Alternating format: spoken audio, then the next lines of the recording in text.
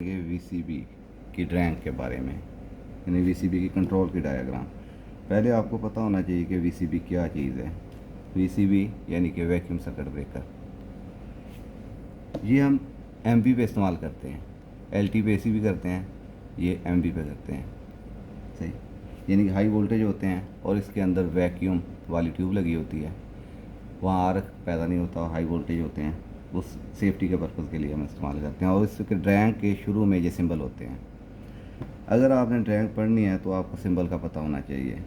सिंबलों के बगैर आप ड्रैंक नहीं पढ़ सकते।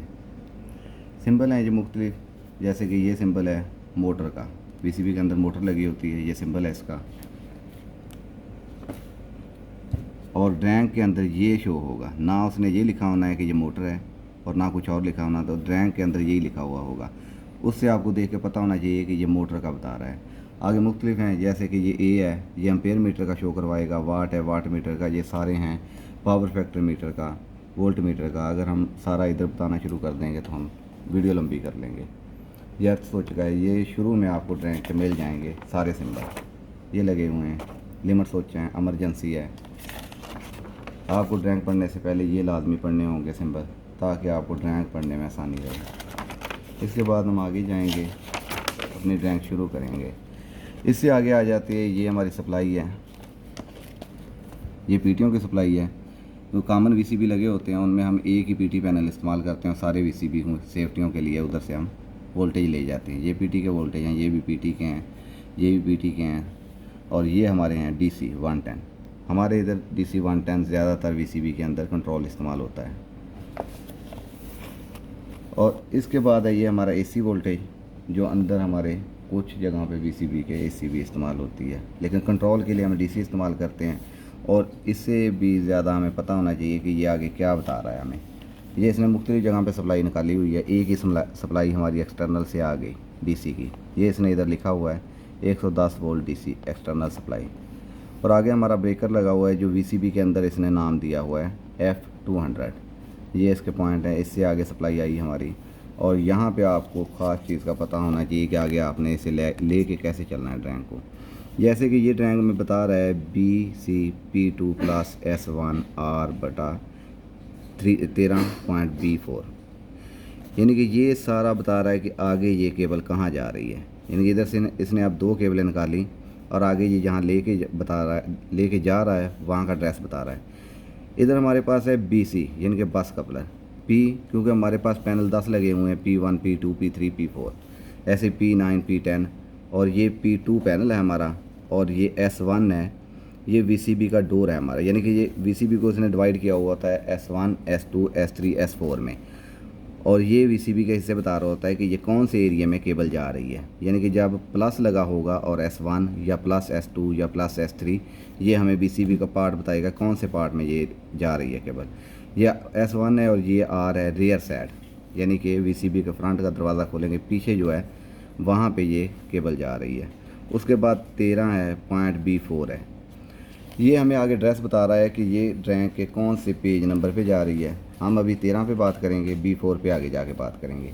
ये इधर लगे होते हैं ड्रैंक के पेज, यानी कि शीट नंबर 9, जैसे कि ये 13 है, ये टोटल इसकी शीटें हैं 114। सही, और इधर इसमें नाम लिखा होता है ये किस चीज़ की ड्रैंक है, और ये श्नाइडर की ड्रैंक है जो जिस पे हम अभी वर्किंग कर रहे हैं। ड्रैंकों में थोड़ी बहुत चेंजिंग होती है, लेकिन इतनी ज़्यादा नहीं होती। अभी हम जाएंगे 13 पे। इसका आपको पता चल गया होगा कि ये क्या बताता है।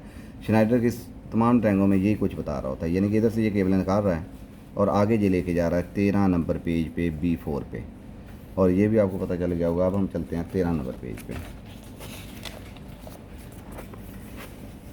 अभी आ गए हैं हम 13 नंबर पेज पे। उसने कहा था कि B4 B, यानी कि ये इधर लिखा होता है ABCDEF तक, ये लाइन है हमारी इस तरह, समझ आ रही है। और ये है हमारे 1 2 3 4 5 6 7 8 तक। अभी उसने हमें बताया था B4, B है हमारा, ये 4 है ये। अब इसके सेज में जहाँ पे सप्लाई है हमारी, वो बता रहा है कि ये इधर हमारी सप्लाई आई है, ये सप्लाई हमारी पहुँच गई। ये वो हमारा पिछले वाला पेज था 9D4, ये हमारा 9 नंबर पेज है। ये आगे भी एड्रेस बताता है, पीछे भी, समझने में इतनी मुश्किल नहीं होती। यानी कि ये D4 पे ये हमारी सप्लाई आ गई, जो पीछे से डीसी सप्लाई आई है। वो इधर आ गई, अंदर ब्रेकर लगे हुए हैं 3, F201, F202, F203।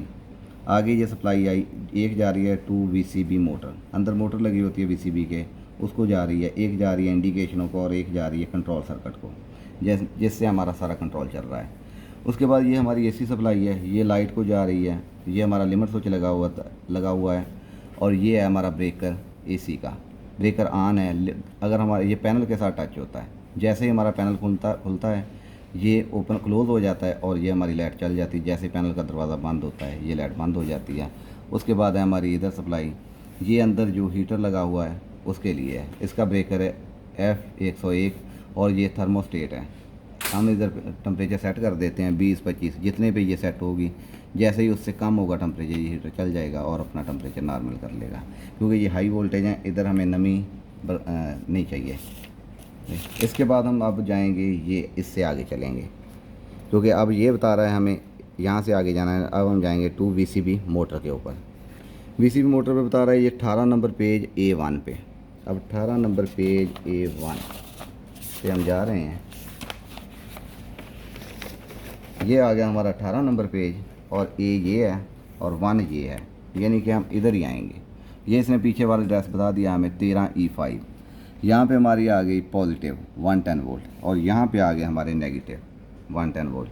और ये मैंने जब बताया था कि ये सिंबल शो करवा रहा है हमारी मोटर है जो VCB के अंदर लगी होती है। ये यूनिवर्सल मोटर होती है, इसे हम AC भी दे सकते हैं, DC भी, लेकिन हमारा कंट्रोल DC का ज़्यादातर इस्तेमाल करते हैं, इसीलिए हम इसे DC ही देते हैं। इधर ये टीबियाँ लगी होती हैं अंदर X7, ये X1, X2, X3, X4 मुख्तलिफ टीबियाँ लगी होती हैं, और उनके अंदर आगे उनके नंबर होते हैं, जहाँ डी कनेक्टर लगे होते हैं वो जितने रिक्वायरमेंट उतने लग जाते हैं।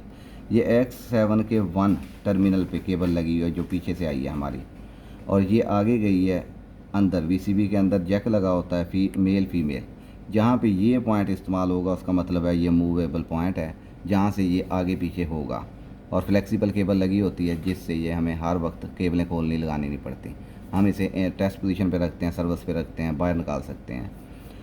और E1 पे हमने केबल लगाई, उसके बाद अंदर लगा हुआ है S2 लिमिट स्विच, और इसका ये क्लोज पॉइंट है, ये हमारा लिमिट स्विच वही है, इसके 2 पॉइंट हमने इस्तेमाल किए हैं।